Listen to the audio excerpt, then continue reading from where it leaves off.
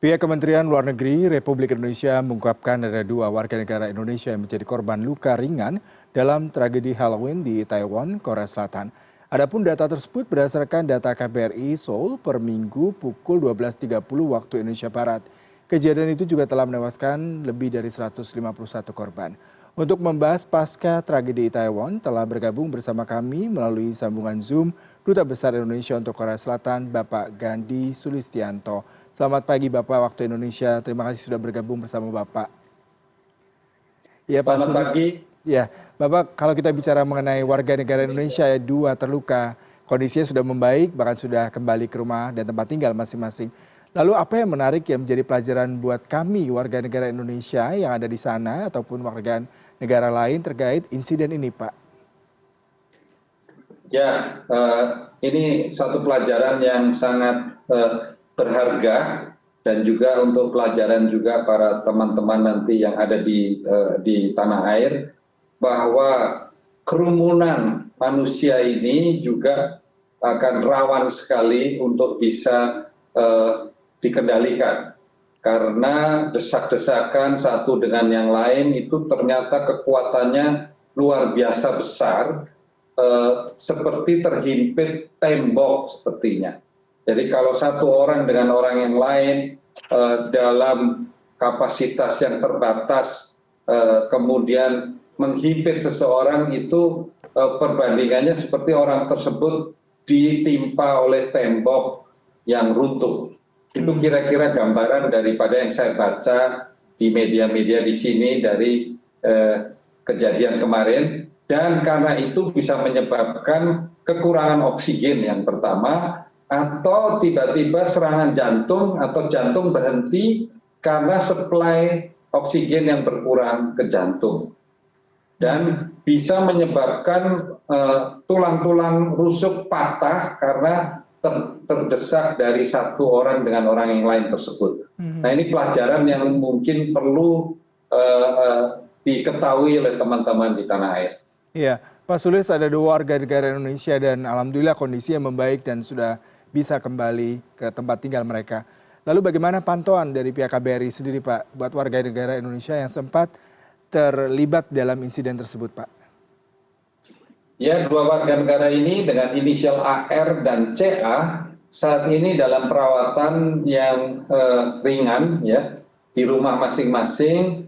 Mereka berdua sedang mengalami shock atau trauma dengan melihat kejadiannya di depan mata kepalanya sendiri, sehingga ada semacam saat ini dilakukan psychological healing atau penyembuhan secara psikologis agar menghilangkan trauma-trauma yang ada tersebut. Ya. Jadi pihak kami tidak bisa berbuat banyak kecuali memberikan membesarkan hati dan menyampaikan rasa syukur karena mereka berdua masih dilindungi oleh Tuhan Yang Maha Esa dan bisa sehat walafiat sampai saat ini. Oleh sebab itu untuk melupakan peristiwa itu secepatnya dan beraktivitas seperti biasa. Iya Bapak, kalau kita bicara mengenai perayaan Halloween di Taiwan, kemudian nanti akan ada tahun baru, pastinya crowd seperti ini pasca pandemi kembali mulai bergeliat ya, tidak hanya di Korea tapi juga di Indonesia. Lalu bagaimana Pak evaluasi terhadap peristiwa ini, terutama bagi pemerintah Korea Selatan terkait ke depannya adanya momen-momen seperti pastinya ada konser, kemudian juga ada perayaan-perayaan lainnya Pak? Ya mulai tadi malam sampai tadi pagi, beberapa musician ya dari K-pop band itu mulai memberikan statement untuk menunda konser mereka ya dengan sukarela karena ikut merasakan rasa duka cita yang mendalam atas tragedi Itaewon tersebut.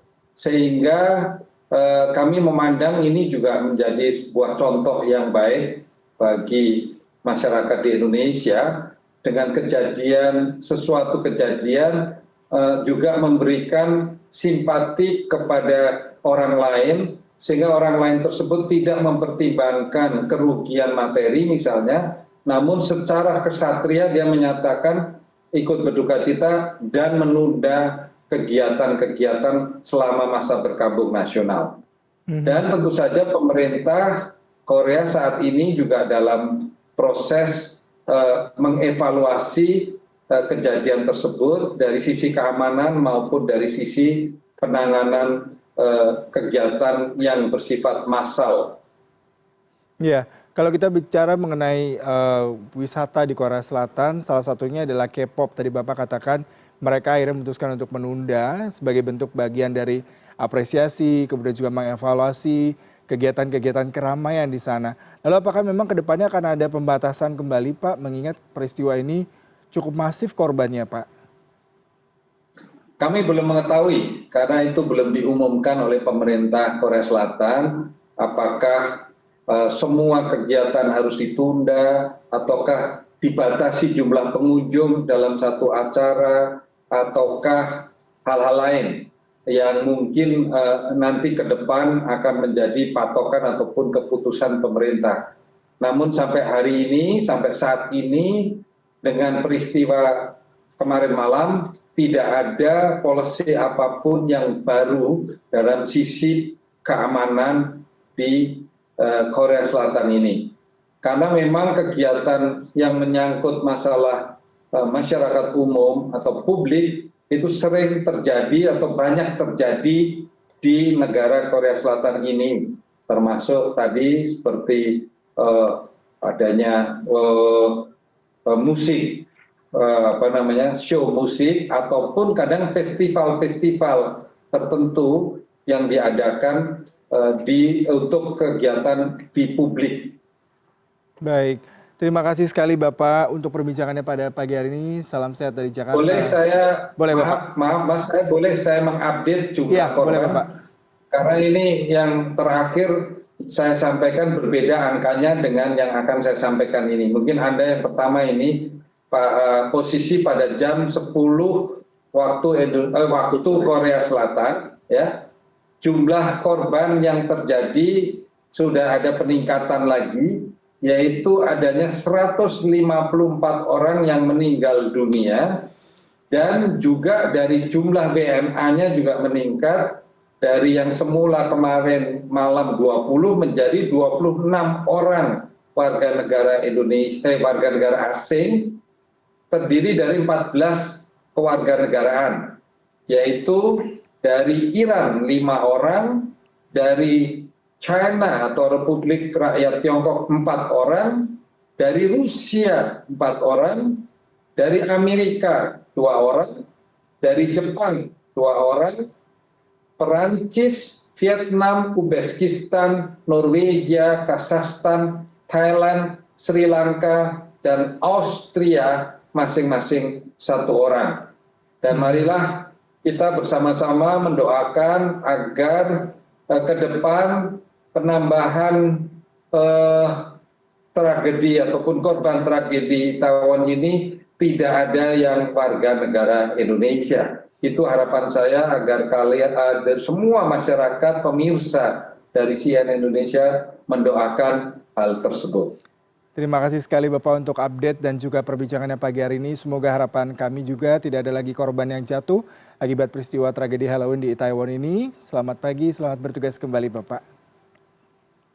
Terima kasih.